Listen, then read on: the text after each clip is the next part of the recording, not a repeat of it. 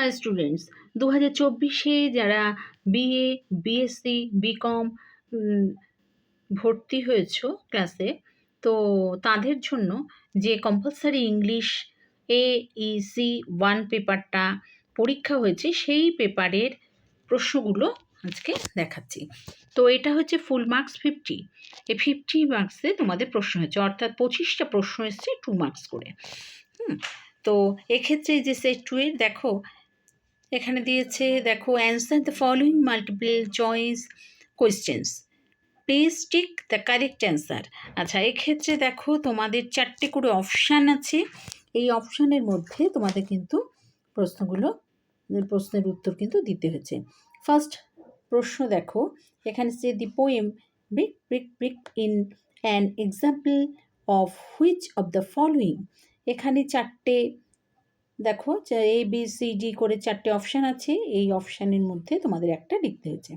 Next দেখো এইভাবে প্রশ্ন এসছে, প্রশ্নটা দেখো দেখে তোমরা দেখো 4টে অপশান ছিল, তার মধ্যে তোমাদের লিখতে হয়েছে। থার্ড কোয়েশ্চেন দেখো, এক্ষেত্রে 4টে অ্যান্সার আছে, 4টে অ্যান্সারের মধ্যে একটা তোমাকে দিতে হয়েছে। আচ্ছা, যে নাম্বার 4, নাম্বার 5, নাম্বার 6। আচ্ছা, এটা হচ্ছে ক্যালকাটা ইউনিভার্সিটির কিন্তু প্রশ্ন। এটা ক্যালকাটা ইউনিভার্সিটির তোমার কম্পালসারি ইংলিশ। আচ্ছা, এই প্রশ্ন এছাড়াও তোমাদের দেখো এই প্রশ্নগুলোকে সবটাই দেখাচ্ছি। তো এই প্রশ্নগুলো তোমাদের এসেছে। নেক্সট দেখো 7 নাম্বার, 8 নাম্বার, 9 নাম্বার, যে ছোটো এই এসছে।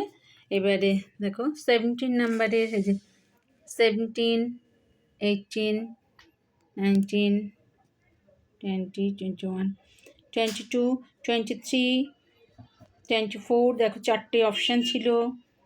আচ্ছা, এবার 25 দেখো, in which year was the speech I have dream delivered. আচ্ছা, এখানে রয়েছে 1968, 1963, 1953, 1964। আচ্ছা, এই 4টে অপশানের মধ্যে তোমাদের কিন্তু একটা অ্যান্সার দিতে হচ্ছে। আচ্ছা, এই হচ্ছে প্রশ্নগুলো। তার মানে 25টা কোয়েশ্চেন এসছে। এই কোয়েশ্চেনের মধ্যে তোমাদের কিন্তু 4টে করে অপশান ছিল, 4টে অপশানের মধ্যে একটা করে আনসার দিতে হয়েছে। আচ্ছা,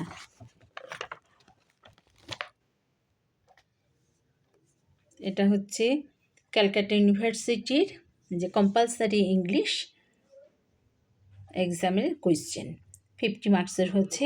পেপার হচ্ছে AEC 1, যে 2024-এ তোমরা পরীক্ষা দিয়েছো।